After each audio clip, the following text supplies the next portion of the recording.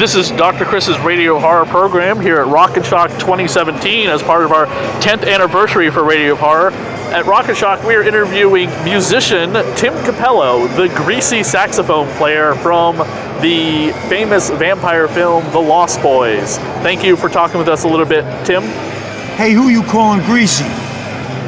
Tell us a little bit about your music career and why you wanted to play the saxophone. My father was a trumpet player, and I tried every instrument there was. Started on the cello, played the drums, still love to play the drums.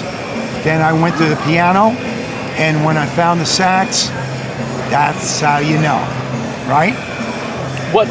So you play the drums, you can play the piano, you can play the saxophone, any other instrument? I play, blues harmonica. Okay. As well, and I play.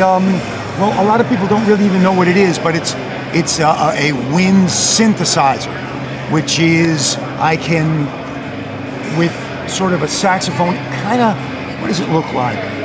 Kind of looks like an electric flute or something. Okay. And you can make it any sound that you want, and it's really cool. I love sounding like Carlos Santana on it. Cool. How did you get the part in The Lost Boys?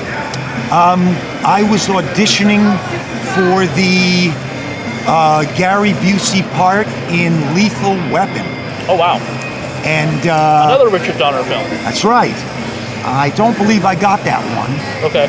But as I was sitting there, a man came by named Joel Sill, who was a music publisher. Never met him before.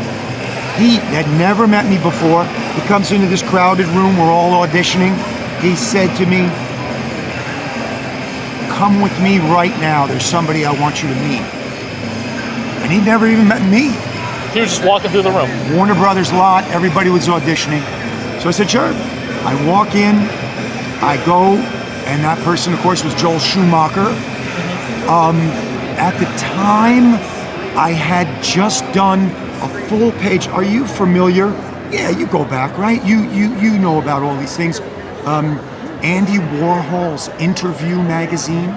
You ever heard of it? Yep. It was a big format magazine, and I had done a full page. Like the old Time Life magazines were like huge. Big. Yeah. It was big. Before paper costs became a bit much. Exactly. And I had just done a spread for them, and a full page. It was sort of some crazy fantasy shot. I had nipple rings on, and I looked like it was somewhere between like Mondo Cane and Rome. Yep. The TV series Rome. I had a leather skirt and stuff. And when I walked in, Joel had that picture on his wall. So I walked in and looked at myself on Joel Schumacher's wall, and I sort of said to myself, you know what? I kind of think I got this part. I don't know what he's going to ask me to do, but I kind of think I got the part. Gotcha. So, and it was very simple. He just said, hey, you want to be in a movie? Mm-hmm. And I said, definitely. And that was it. It was that simple. Where did the grease come into play for that? Was that your idea, or was that like... Well, I was, look at this. This is Tina Turner. Mm-hmm. And when was your time with Tina Turner? Before or after? I joined her band in 1984. So that was around the time The Lost Boys, because The Lost Boys It was about 3 or 4 years before The Lost Boys, right? It's 30 years now. 1987. That's right. It is the 30th anniversary of The Lost Boys. 30th anniversary. Yeah. So I started 3 years before with her. She was kind of the darling of MTV at that time. If anybody listening out there remembers when MTV only played videos, right? Yep. And she was getting rotations. Every other song was a Tina Turner song at that time. Yeah, her, Michael Jackson. Exactly. Madonna. Exactly. Yep. So people would just call me and say, hey, you want to be a drug dealer in Miami Vice? I'd say, sure. And they'd say, hey, you want to do a movie with Bob Dylan? I'd say, sure. And it just came out of nowhere, no auditions or anything like that. And Joel Schumacher just said, "Do you want to be in a movie?" And I said, "I'd love to be in a movie." How many takes did you have to do with the song "I Still Believe"? One. Now, are you talking? Yeah, I still believe. Yes. Are you talking about the recording or the filming? Both, actually. Sorry, both. So Okay. I'm assuming it's all quiet and you're just going through the motions, and then they loop in the music afterwards. Well, we did it to playback. Okay. So I had already recorded the song. Yep.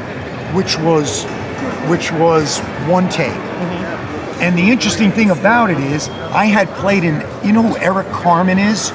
All South by Park? myself. Oh, I thought you meant from South Park. Right? Yeah. Hungry Eyes. He's on a commercial now. Yeah.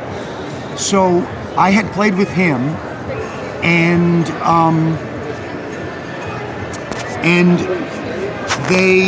what was I going to say? And then I played with Peter Gabriel for a while. I was so excited. So what about the comic book, do you think? I was so excited that Vertigo Comics did a six-piece series of the Lost Boys, and wouldn't you know it? They put you on the cover as the ultimate Twice. cover. Yeah. They put me on the cover twice. And they made your character a vampire hunter. I play a character called the Believer, who's a vampire hunter, a vampire killer. Yeah. And the greatest thing about it is that my baby oil is blessed, so it burns vampire skin. That was amazing. That was my favorite That's part. Tim Seeley for you. He's an amazing writer and a lover of horror so much. Yeah, Really? Yeah. He did that whole goth girl comic book hack slash, so he knows his genre very well. I hope I get to meet him. But hearing that you became a vampire hunter, I was like, that's freaking awesome. Because that comic book series was great, and it's a direct sequel to the first movie. Yeah. Nothing to do with the two sequels that they the other did. two. So. Yeah, exactly. So, but it was really nice meeting you, Tim. Oh, great to meet you too. Cool. Really cool.